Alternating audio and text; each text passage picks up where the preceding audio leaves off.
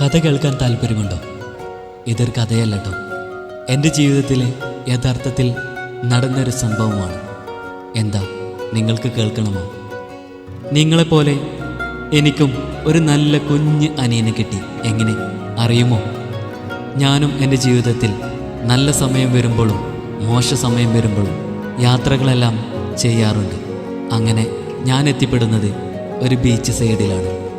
പതിവ് പോലെ ഞാൻ മ്യൂസിക്കെല്ലാം കേട്ടുകൊണ്ടിരിക്കുമ്പോൾ അവിടെ ഒരു ബാലൻ കുറച്ച് കളിക്കോപ്പുകളും കുറച്ച് ബലൂൺസുകളെല്ലാം കുട്ടികൾക്കായി അവൻ സെയിൽ ചെയ്യുന്നുണ്ട്. അവൻ്റെ മുഖത്ത് കാണുന്ന ആ ഒരു സന്തോഷവും ആ എളിമയോ വിനയോ എൻ്റെ മനസ്സിനെ വല്ലാത്ത രീതിയിൽ സന്തോഷം പകർത്തി. കുറേ നേരങ്ങൾക്ക് ശേഷം അവൻ ക്ഷീണിക്കുകയാണ്. ആ മണൽത്തിട്ടയിൽ അവൻ കിടക്കുകയാണ്. ഞാൻ പതിവ് പോലെ തന്നെ അവൻ്റെ അടുത്തേക്ക് ചെന്ന് അവനോട് പറഞ്ഞു, ഹേ, ഒന്ന് എണീക്കൂ, ഞാനാ നിൻ്റെ ജ്യേഷ്ഠനാ. അവൻ എൻ്റെ കണ്ണിലോട്ട് നോക്കി ഒരു 5 നിമിഷം. അതിന് ശേഷം പറഞ്ഞു, എനിക്ക് അമ്മ മാത്രമേ ഉള്ളൂ, വേറെ ആരും ഈ ലോകത്ത് എന്നെ ജ്യേഷ്ഠനോ അനിയനോ എന്ന് പറഞ്ഞ് എന്നെ സന്തോഷിപ്പിക്കാൻ ആരും വന്നിട്ടില്ല. എനിക്ക് നിങ്ങളെ ഭയങ്കര ഇഷ്ടമായി. എന്തായാലും ഞാൻ ഈ സാധനങ്ങളെല്ലാം വിറ്റ് തീർക്കട്ടെ എന്ന് മൗനസമ്മതം ഞാൻ അവനോട് പറഞ്ഞു. നിൻ്റെ കയ്യിലുള്ള എല്ലാ കളിക്കോപ്പുകളെല്ലാം ഞാൻ എടുക്കാം, നിനക്കിതിന് എത്ര വേണ്ടത്? അവൻ മൗനസമ്മതത്തോടെ ഓക്കെ, നിങ്ങളും എടുത്തോളൂ എന്നോട് പറഞ്ഞു.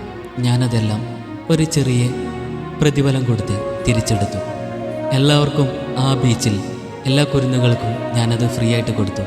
ഒത്തിരി കുരുന്നുകളുടെ മനസ്സിൽ സന്തോഷം പകർത്തിക്കൊണ്ട് ഞാൻ അവൻ്റെ തോൾ കൈയിട്ടിട്ട് പറഞ്ഞു, നിൻ്റെ അമ്മയെ എനിക്ക് കാണണം. അങ്ങനെ അമ്മയെ കാണാൻ ചെന്നു. അമ്മ പറഞ്ഞു, നിൻ്റെ കയ്യിലുള്ള കളിക്കോപ്പുകളെല്ലാം വിറ്റോ?